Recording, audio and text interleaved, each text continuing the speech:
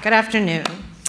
17 years ago, a group of public housing residents asked me to help them envision and open the National Public Housing Museum in the last remaining building of the Jane Addams homes just down the street from UIC.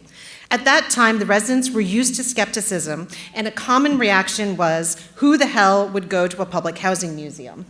These residents were used to the history of public housing being reduced to a single mainstream story of crumbling buildings, racialized poverty, gangs, and being reduced to stereotypes.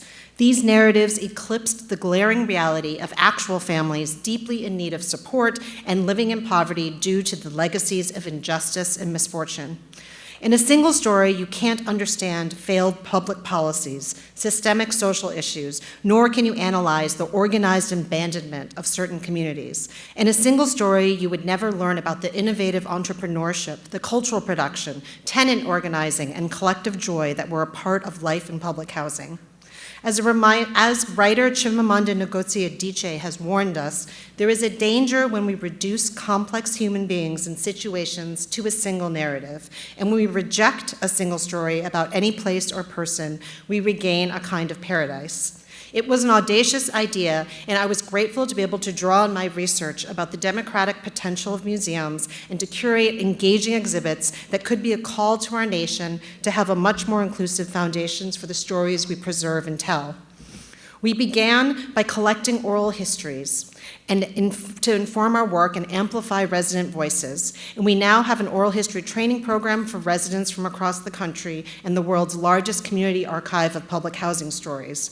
We insist that in order to solve today's problems, we need to go upstream, which means going back in time to ask, what have we not yet learned from the failures and successes of the past? Housing insecurity is one of the most urgent challenges facing our nation.